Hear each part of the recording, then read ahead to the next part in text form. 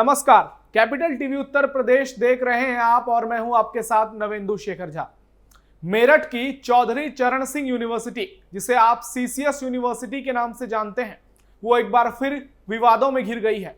बवाल ऐसा मचा है कि छात्र परीक्षा छोड़कर हंगामा करने लगे और धीरे धीरे यह हंगामा एक बड़े विवाद में बदल गया। अब इस पर सियासत भी तेज हो गई है क्योंकि मामला आरएसएस से जुड़ा है। जी हां, हम राष्ट्रीय स्वयंसेवक संघ की बात कर रहे हैं, जिसकी तुलना एक यूनिवर्सिटी ने आतंकी संगठन से कर दी है। एक देशभक्त संगठन जिसका इतिहास सिर्फ देश हित से जुड़ा है, उसे कुछ आतंकी संगठनों से जोड़ना क्या ये यूनिवर्सिटी की नीच सोच को नहीं दर्शाता है? अब तक ऐसे मामले जेएनयू और एएमयू जैसे विश्वविद्यालयों में देखने को मिलते थे, लेकिन अब यह मामला चौधरी चरण सिंह यूनिवर्सिटी तक पहुंच गया है। इसे लेकर सोशल मीडिया और हर ओर जमकर आलोचना हो रही है। हम आपको पूरी कहानी बताएंगे, साथ ही आपको आरएसएस के द्वारा दशकों से देश हित में किए गए ऐसे बड़े कामों के बारे में बताएंगे, जिसे जानकर आपको भी इन यूनिवर्सिटी वालों के खिलाफ गुस्सा आ जाएगा, क्योंकि आरएसएस की कहानी आपके अंदर की देशभक्ति को और मजबूत कर देगी। परीक्षा में सवाल पर हुआ बड़ा बवाल, सीसीएस यूनिवर्सिटी ने हद पार कर दी। आतंकी संगठन से की आरएसएस की तुलना, यूनिवर्सिटी पर होगी कड़ी कार्रवाई। मामला MA political science second semester के परीक्षा प्रश्न पत्र से जुड़ा है, जिसने बड़ा बवाल खड़ा कर दिया है। अब आपको उस सवाल के बारे में बताते हैं जिसे लेकर विवाद खड़ा हुआ है। दरअसल एमए पॉलिटिकल साइंस के प्रश्न नंबर 87 में यह सवाल किया गया कि निम्न में से किसे परमाणु समूह नहीं माना जाता है, और इस सवाल के 4 विकल्प दिए गए। विकल्प के तौर पर पहला नक्सली समूह, दूसरा जम्मू कश्मीर लिबरेशन फ्रंट और तीसरा आरएसएस यानी राष्ट्रीय स्वयंसेवक संघ, जबकि चौथा नाम दल खालसा का दिया गया, जिसके बाद परीक्षा देने वाले छात्र भी भड़क गए। सवाल में आरएसएस को नक्सलियों और आतंकी संगठनों के साथ जोड़ने को लेकर अखिल भारतीय विद्यार्थी परिषद से जुड़े छात्रों ने कड़ा विरोध जताया। छात्रों ने यूनिवर्सिटी की फैकल्टी से बात करने की कोशिश की, लेकिन उन्हें रजिस्ट्रार ऑफिस में जाने से रोक दिया गया। इसके बाद छात्रों ने जमकर नारेबाजी की और गेट के बाहर प्रदर्शन किया। कई घंटों बाद यूनिवर्सिटी प्रशासन के साथ उनकी बातचीत हुई। मामले ने जब तूल पकड़ा, इसके बाद यूनिवर्सिटी प्रशासन हरकत में आया और इस विवादित सवाल को तैयार करने वाली प्रोफेसर सीमा पवार के खिलाफ कार्रवाई की गई। जी हां, जिस प्रोफेसर ने यह सवाल तैयार किया उनका नाम सीमा पवार है, जो सीसीएस यूनिवर्सिटी के मेरठ कॉलेज में पॉलिटिकल साइंस की प्रोफेसर हैं। साथ ही वो हमारे देश के जाने माने कवि हरिओम पवार के भाई की पत्नी भी हैं। गलती पर प्रोफेसर ने मांगी माफी। विवाद के बाद सीसीएस यूनिवर्सिटी ने प्रोफेसर सीमा पवार को परीक्षा और मूल्यांकन के सभी कार्यों से हटा दिया, यानी अब वो किसी भी तरह की परीक्षा से जुड़ी जिम्मेदारियों से अलग रहेंगी। वहीं यूनिवर्सिटी के रजिस्ट्रार धीरेन्द्र वर्मा का कहना है कि प्रोफेसर ने अपनी गलती मान ली है और लिखित में माफी मांगी है। उन्होंने कहा है कि अगर उनके सवाल से किसी की भावनाएं आहत हुई हैं तो वो क्षमा चाहती हैं। जबकि प्रोफेसर सीमा पवार ने भी अपनी ओर से सफाई दी और कहा कि उन्होंने कोर्स के अनुसार ही पेपर तैयार किया था, लेकिन विवाद बढ़ने के बाद वो माफी मांग रही हैं। कब बदलेगी ऐसे लोगों की सोच? लेकिन सवाल बड़ा है कि ऐसे लोगों की सोच कब और कैसे बदलेगी, क्योंकि यह हमारे देश की परंपरा बन गई है कि पहले गलती करो, लोगों की भावनाएं आहत करो, फिर माफी मांग लो। कोई भी मुंह उठाकर फालतू की बयानबाजी कर देता है, फालतू की बातें कर देता है, जिसका ना कोई सिर होता है ना पैर। लेकिन यह बयानबाजी से एक कदम और आगे है। सोचिए जरा, इस प्रश्न में आरएसएस को लेकर ऑप्शन देना क्या जायज है? वो भी उस समय जब हाल ही में देश के पीएम नरेंद्र मोदी खुद आरएसएस के नागपुर मुख्यालय होकर आए हों, और उन्होंने भी वहां बताया कि आरएसएस एक संगठन नहीं बल्कि सेवा भाव की भावना है। लेकिन इन लोगों की मानसिकता जेएनयू से प्रेरित हो गई है, जहां हर दिन नफरत की बीज बोई जाती है, देश को गुमराह किया जाता है। इसमें बड़े बड़े डिग्री लेने वाले प्रोफेसरों का भी नाम है, जिनके हिंट्स पर देश विरोधी नारे लगाए जाते हैं। आरएसएस और बीजेपी के खिलाफ छात्रों को भड़काया जाता है। आपको कश्मीर फाइल्स फिल्म के दौरान की तस्वीरें याद होंगी, आतंकियों के समर्थन में लगाए नारे भी याद होंगे, और हाल ही में वहां ब्राह्मण, बनिया और राजपूत समुदाय के खिलाफ जाति सूचक नारे लगाए गए थे। कहा गया कि तिलक, तराजू और तलवार, जूते मारो इनको चार। जी हां, ऐसी भद्दी टिप्पणी की गई। इस नीच टिप्पणी के बाद देश भर में जेएनयू के खिलाफ प्रदर्शन देखने को मिला। लेकिन सवाल बड़ा है कि ये इतनी बड़ी गलती करने का दुस्साहस कैसे कर लेते हैं? ये अपने ही देश के लोगों को देश से निकालने की बात कैसे कर लेते हैं? मानिए तो ऐसा कि ये देश इनके बाप दादाओं की जागीर हो। उसी कड़ी में ऐसे प्रोफेसर भी हैं जिन पर ये लोग सवाल उठा रहे हैं कि क्या ये प्रोफेसर कहने लायक हैं या नहीं। आइए अब आपको आरएसएस के द्वारा किए गए उन बड़े कार्यों के बारे में बताते हैं जिसे जानकर आपको भी महसूस होगा कि कैपिटल टीवी केवल फैक्ट पर बात करता है। देश हित में आरएसएस के नाम अनगिनत काम।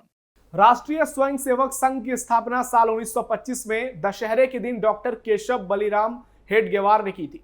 सांप्रदायिक, हिंदुत्ववादी, फांसीवादी और इस तरह के अन्य शब्दों से पुकारे जाने वाले संगठन के तौर पर आलोचना सहते और सुनते हुए भी संघ ने सदैव देश हित वाले काम ही किए।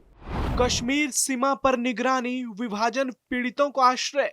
साल 1947 में देश को मिली आजादी के बाद देश की सीमा की हालत कैसी थी, इसकी कल्पना मात्र से ही दिल दहल जाता है।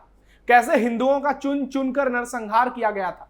उस समय पाकिस्तानी सेना सीमा पर खूब आतंक मचाती थी, लेकिन संघ के स्वयंसेवकों ने अक्टूबर 1947 से ही कश्मीर सीमा पर पाकिस्तानी सेना की गतिविधियों पर बगैर किसी प्रशिक्षण के लगातार नजर रखी। यह इतना बड़ा काम था जिसे न नेहरू माउंटबेटन सरकार कर पा रही थी, न कश्मीर की हरि सिंह सरकार। उस समय जब पाकिस्तानी सेना की टुकड़ियों ने कश्मीर की सीमा लांघने की कोशिश की तो सैनिकों के साथ कई स्वयंसेवकों ने भी अपनी मातृभूमि की रक्षा करते हुए जान की बाजी लगा दी और लड़ाई में अपनी जान भी दे दी। बंटवारे को लेकर दंगे भड़कने पर जब नेहरू सरकार पूरी तरह हैरान परेशान थी, उस दौरान आरएसएस ने पाकिस्तान से जान बचाकर आए शरणार्थियों के लिए 3000 से ज्यादा राहत शिविर देश में लगाए और ये लोग आज आरएसएस की तुलना आतंकी संगठन से कर रहे हैं। सोचिए इनकी मानसिकता कैसी है। कश्मीर के विलय में आरएसएस का बड़ा योगदान। साल 1947 में कश्मीर के राजा हरि सिंह विलय का फैसला नहीं कर पा रहे थे और उधर कबायलियों के भेष में पाकिस्तानी सेना सीमा में घुसती जा रही थी। तब भारत सरकार हम क्या करें वाली मुद्रा में बैठी थी। इसी बीच सरदार पटेल ने आरएसएस प्रमुख माधव सदाशिव गोलवलकर से मदद मांगी। वो तुरंत श्रीनगर पहुंचे और राजा हरि सिंह के साथ उनकी मुलाकात हुई और इसके बाद राजा हरि सिंह ने कश्मीर के भारत में विलय पत्र का प्रस्ताव दिल्ली भेज दिया। सोचिए, जो फैसला सरकार नहीं कर पा रही थी वो आरएसएस ने कर दिया और ये लोग आज आरएसएस की तुलना आतंकी संगठन से कर रहे हैं।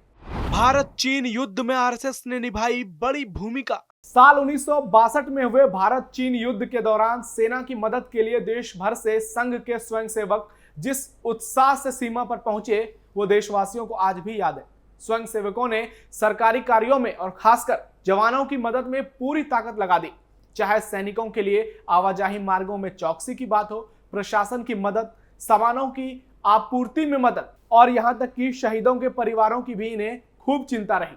इसका असर यह हुआ कि पीएम जवाहरलाल नेहरू को 1963 में 26 जनवरी की परेड में आरएसएस को शामिल होने के लिए सम्मान के साथ निमंत्रण देना पड़ा। आज भी परेड में शामिल होने वाले जवान महीनों तैयारी करते हैं, लेकिन मात्र 2 दिन पहले निमंत्रण पर 3500 स्वयंसेवक गणवेश में उपस्थित हो गए। इसके बाद कांग्रेसियों ने पीएम पंडित नेहरू की खूब आलोचना की, जिस पर जवाब देते हुए उन्होंने कहा कि यह दर्शाने के लिए कि केवल लाठी के बल पर भी सफलतापूर्वक बम और चीनी सैनिकों से लड़ा जा सकता है, इसीलिए गणतंत्र दिवस परेड में भाग लेने के लिए आरएसएस को आमंत्रित किया गया। ये शब्द पूर्व पीएम पंडित नेहरू के हैं, जिसे आज भी कई कांग्रेसी मानने को तैयार नहीं होगा। मैं तो ये कहूंगा कि कोई भी कांग्रेसी मानने को तैयार नहीं होगा और ये लोग आज आरएसएस की तुलना आतंकी संगठन से कर रहे हैं। भारत पाकिस्तान युद्ध के दौरान आरएसएस ने संभाली कानून व्यवस्था। सबसे पहले राष्ट्रीय स्वयंसेवक ने किया घायल जवानों को रक्तदान। साल 1965 में भारत पाकिस्तान युद्ध के दौरान पीएम लाल बहादुर शास्त्री को भी संघ ही याद आया था। शास्त्री जी ने आरएसएस से कानून व्यवस्था की स्थिति संभालने में मदद और दिल्ली यातायात नियंत्रण अपने हाथ में लेने की आग्रह की थी, ताकि इन कामों से मुक्त किए गए पुलिस कर्मियों को सेना की मदद में लगाया जा सके। घायल जवानों के लिए सबसे पहले रक्तदान करने वालों में से संघ के स्वयंसेवक ही थे। युद्ध के दौरान कश्मीर की हवाई पट्टियों से बर्फ हटाने का काम भी संघ के स्वयंसेवकों ने ही किया था। और ये लोग आज आरएसएस की तुलना आतंकी संगठन से कर रहे हैं। सोचिए, भारत में गोवा का विलय आरएसएस ने कराया। दादर नागर हवेली और गोवा के भारत विलय में संघ की भूमिका सबसे निर्णायक थी। 21 जुलाई 1954 दादर को, 28 जुलाई को नरोली, फिफरिया और राजधानी सिलवासा को पुर्तगालियों से मुक्त कराने के बाद आरएसएस के स्वयंसेवकों ने 2 अगस्त 1954 की सुबह पुर्तगाल का झंडा उतारकर भारत का तिरंगा फहराया और दादर नागर हवेली को भारत सरकार को सौंप दिया। स्वयंसेवक 1955 से ही गोवा मुक्ति संग्राम में शामिल हो चुके थे, लेकिन भारत सरकार के हस्तक्षेप के बाद जगन्नाथ राव जोशी के नेतृत्व में संघ कार्यकर्ताओं ने गोवा पहुंचकर आंदोलन शुरू कर दिया। इसके चलते जगन्नाथ राव जोशी सहित संघ के कई कार्यकर्ताओं को 10 वर्ष की सजा सुनाई गई, लेकिन हालत बिगड़ने पर अंततः भारत को सैनिक हस्तक्षेप करना पड़ा और 1961 में गोवा आजाद हुआ। आपातकाल में स्वयंसेवकों के साथ हुआ अत्याचार। 1975 से 1977 के बीच लगे इमरजेंसी के दौरान कांग्रेस सरकार ने स्वयंसेवकों को जेल में खूब प्रताड़ना दी। सरकार के खिलाफ आंदोलन में हजारों स्वयंसेवकों की गिरफ्तारी के बाद संघ ने भूमिगत रह आकर आंदोलन शुरू कर दिया। आपातकाल के खिलाफ पोस्टर सड़कों पर चिपकाना, जनता को सूचनाएं देना और जेलों में बंद तमाम सियासी कार्यकर्ताओं नेताओं के बीच संवाद सूत्र का काम आरएसएस के ही कार्यकर्ताओं ने संभाला। जब लगभग सारे ही नेता जेल में बंद थे, तब सारे दलों का विलय कराकर जनता पार्टी का गठन भी संघ ने ही किया। आरएसएस ने हमेशा किया देशभक्ति का काम। 1971 में ओडिशा में आए भयंकर चक्रवात से लेकर भोपाल की गैस त्रासदी तक, 1984 में हुए सिख विरोधी दंगों से लेकर गुजरात के भूकंप तक, सुनामी की प्रलय, उत्तराखंड की बाढ़ और करगिल युद्ध के घायलों की सेवा तक, संघ ने राहत और बचाव का काम हमेशा सबसे आगे होकर किया है। भारत में ही नहीं बल्कि नेपाल, श्रीलंका और सुमात्रा तक में अपनी भूमिका का निस्वार्थ निर्वहन किया। 1955 में बना भारतीय मजदूर संघ विश्व का पहला ऐसा मजदूर आंदोलन था जो विध्वंस के बजाय निर्माण की धारणा पर चलता था और देश के कारखानों में विश्वकर्मा जयंती की शुरुआत भी भारतीय मजदूर संघ ने ही की थी। जो भारतीय मजदूर संघ आज विश्व का सबसे बड़ा शांतिपूर्ण और रचनात्मक मजदूर संगठन है। देश में जमींदारी प्रथा को भी खत्म करने में सबसे बड़ी भूमिका संघ की ही मानी जाती है। भारतीय विद्यार्थी परिषद, शिक्षा भारती, एकल विद्यालय, स्वदेशी जागरण मंच, विद्या भारती, वनवासी कल्याण आश्रम, मुस्लिम राष्ट्रीय मंच की स्थापना देश भर में संघ ने ही की है। विद्या भारती देश भर में आज 20,000 से ज्यादा स्कूल चलाता है, 2 दर्जन शिक्षक प्रशिक्षण कॉलेज, 1.5 दर्जन कॉलेज, 10 से ज्यादा रोजगार और प्रशिक्षण संस्थाएं भी चलाता है। केंद्र और राज्य सरकारों से मान्यता प्राप्त संघ के सरस्वती शिशु मंदिरों में लगभग 30 लाख छात्र छात्राएं पढ़ते हैं और 1 लाख से अधिक शिक्षक पढ़ाते हैं। संख्या बल से भी बड़ी बात है कि ये संस्थाएं भारतीय संस्कारों को शिक्षा के साथ जोड़े रखती हैं। अकेला सेवा भारती देश भर के दूर दराज के और दुर्गम इलाकों में सेवा के 1 लाख से ज्यादा काम कर रहा है। लगभग 35,000 एकल विद्यालयों में 10 लाख से ज्यादा छात्र अपना जीवन संवार रहे हैं। सेवा भारती ने जम्मू कश्मीर से आतंकवाद से अनाथ हुए 57 बच्चों को गोद लिया है, जिसमें 38 मुस्लिम और 19 हिंदू बच्चे हैं और ये लोग आज संघ को देश विरोधी बता रहे हैं। ये आंकड़े पर्याप्त हैं और अब कुछ कहने की भी जरूरत नहीं है। ये संघ की हैसियत और देशभक्ति को लेकर उनकी भाव को 100% प्रमाणित करता है। लेकिन दुनिया में शायद ही किसी संगठन की इतनी आलोचना की गई होगी जितनी संघ की हुई है, और वो भी बिना किसी आधार के। संघ के खिलाफ लगातार हर आरोप लगे, लेकिन इन आरोपों में कोई दम नहीं निकला और पूरी तरह वो कपोल कल्पना और झूठ ही साबित हुए। ये वीडियो सीसीएस यूनिवर्सिटी के प्रशासन के साथ साथ हर एक संघ विरोधियों को जरूर देखना चाहिए, ताकि आगे ऐसी घटिया हरकत करने का ख्याल भी उनके जहन में नहीं आए। फिलहाल स्पेशल स्टोरी में इतना ही। आप जुड़े रहिए कैपिटल टीवी उत्तर प्रदेश के साथ। नमस्कार।